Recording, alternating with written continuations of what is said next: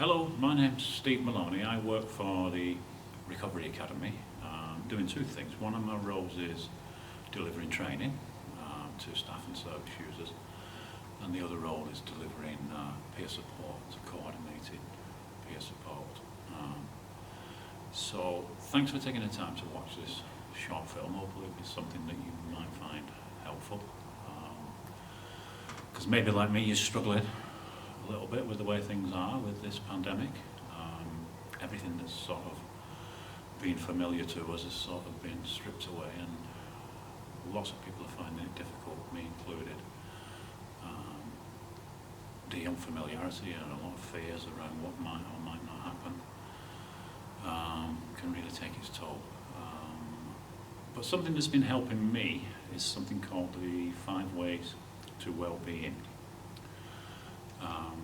So I'll tell you a little bit about the 5 Ways to Wellbeing, and then I'm going to talk you through 5 practical little tools that we have put on our website that we'll show you the links to help you work through the 5 Ways to Wellbeing.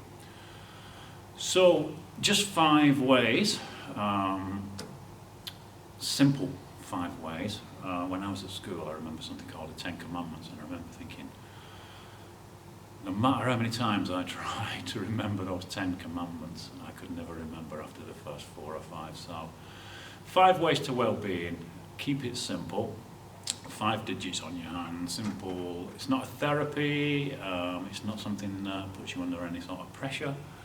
It's for your eyes only. It's for you to try and integrate into daily life and try and get used to working through these 5 ways to well-being.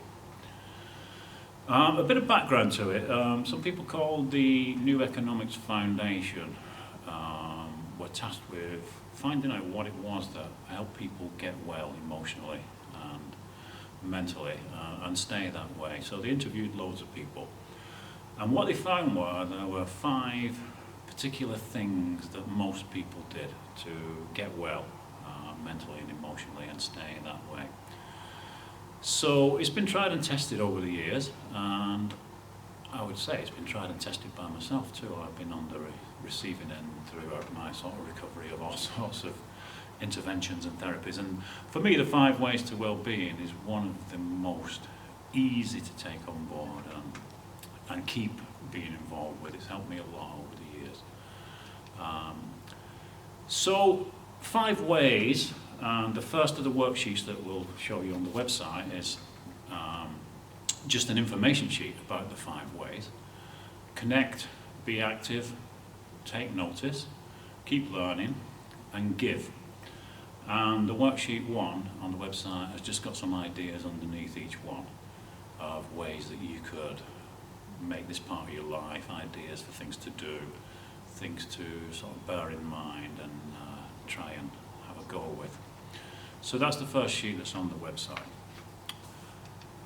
So the first of the 5 ways to well-being, and probably the most important, is connect. I think it's the most important because there's a lot of evidence to show that people are a little bit unwell mentally and emotionally, tend to be quite isolated, and that's something I know about myself in my past. Isolation has been shown to be worse for us than smoking or drinking in terms of life expectancy and quality of life. And that's a little bit ironic, isn't it, with the things we're being told to do in terms of isolation around the measures put in place for the pandemic. So maybe, me included, need to work a little bit more harder to stay connected. Try and stay connected on a daily basis, I do, in person, with social media, over the phone. Seeing these connections as the sort of cornerstones of well-being are really, really important. So connectedness is maybe the most important, and it's the first of the 5 ways to well-being. The second of the 5 ways is being active. And I know myself, if I sit around too long, like I have been doing, I've been working from home for the last 5 weeks or so, it gets to a point where I start to lose all my sort of social skills. I feel quite isolated, sitting around doing not much, working on a computer and getting a little bit stiff and disconnected is where I go to when I sort of sit around and don't be active.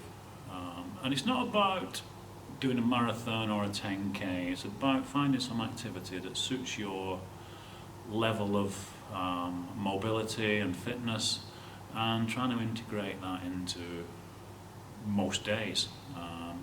Ideally, when you're being active, try and connect with other people, and again, that's difficult in terms of the measures that are in place at the moment.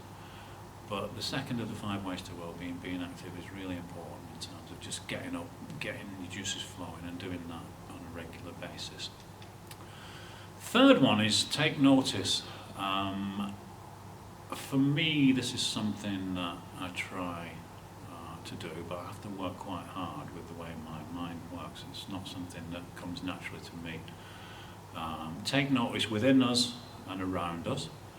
And I'm no sort of Buddha. I find it difficult to sort of sit around and be meditative and be in the moment because it sort of provokes a bit of anxiety. So I find taking notice is easier for me when I'm being active, when I go for a little walk and take notice of the trees and the sounds around me and sort of the feel of the way things are when I'm sort of walking around. I find it easier to take notice while I'm sort of doing something active. But the key is trying to remain in the moment or in today rather than worrying too much about what happened yesterday or maybe what's coming up in the next day or so. Try and be mindful of the moment and try and integrate that into the way we are. It's sort of something that gives me a little bit of peace of mind, but then it's not something you can sort of capture and keep forever. You've got to do it again tomorrow and some days. It's more difficult than others, but it's really worth being mindful of the moment and trying to practice that. Keep learning, the fourth of the 5 ways to wellbeing. This isn't about academic learning. For me, it's about seeing myself as a beginner each morning, starting anew.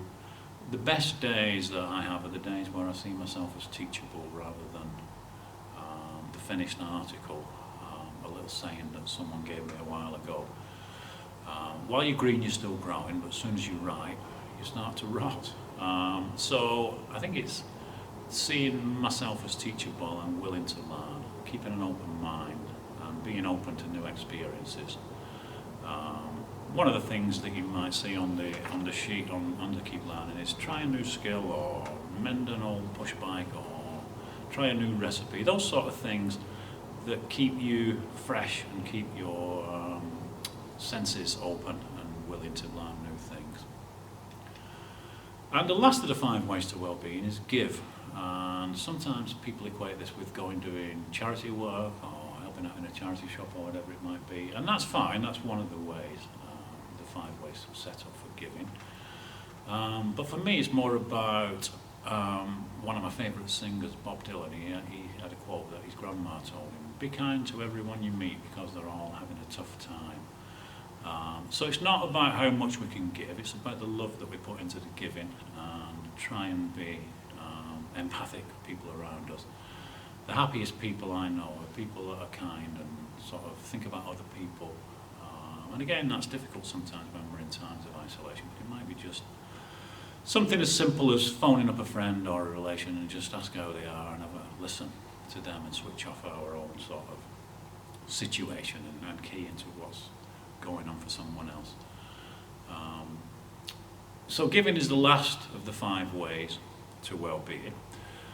So it's not something that you do one without doing the others. I think each one sort of enriches your life and gets you out of that mindset of not feeling too well emotionally. So generally, while you're doing one of the 5 ways to well-being, for instance, you might be being active, going for a walk or nipping out to the shop or whatever, and you're being mindful of the things that are going on around you and trying to stay in that moment.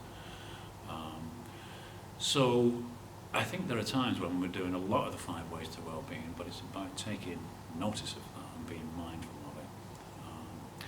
So we've put 5 tools on the website to help you work your way through the 5 ways to well-being and get more familiar with them.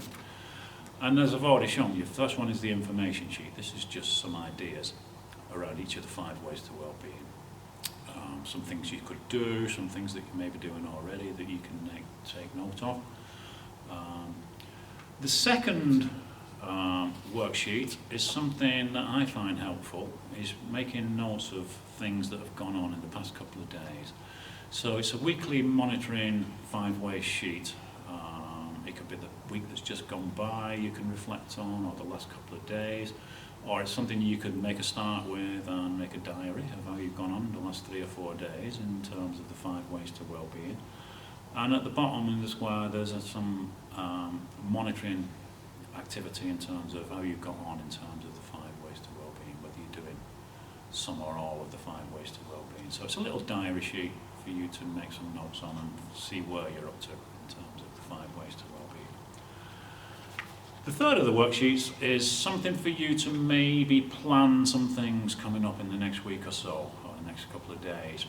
So it's you being mindful of the 5 ways to well-being and trying to introduce some things in terms of a planner, some things that you could do, maybe taking note of some of the things that you did in worksheet 2 and trying to do some more of those, or that sort of thing. And again, you can monitor activities in terms of all the 5 ways to well-being. There's a link coming up for these worksheets on the website, or we can post them out to you if you phone up the number that's coming up, or get in touch with us via the email. The fourth of the worksheets is a scaling sheet, so it's just a way of you maybe one day or a couple of days having a look at the actual number of things you do in terms of each of the 5 ways to well-being. So it's scale 1 to 5. Some days you might be doing 1 or 2 of these, other days you might be doing a lot. It's a way of you getting some maybe balance in terms of am I doing most of the 5 ways, am I doing enough activity, or do I need to up the ante a little bit in terms of maybe being a little bit more mindful, a little bit more taking notice rather than just running around doing things. So with that in mind, the last of the worksheets is what's called a change plan worksheet. So this is something that's used a lot in motivational work and some of the change planning that I do as part of my training. It's a way of breaking down an actual change that you've identified around one of the 5 ways to well-being and making it more manageable and a little bit more meaningful, really. So it breaks it down into the steps you can take, the people that can help, the confidence that you've got in terms of being able to make the change.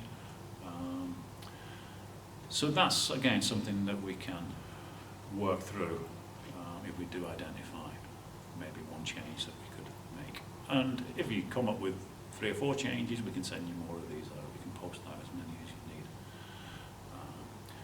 So that's the 5 ways to well-being. As I say, it's something, it's quite simple.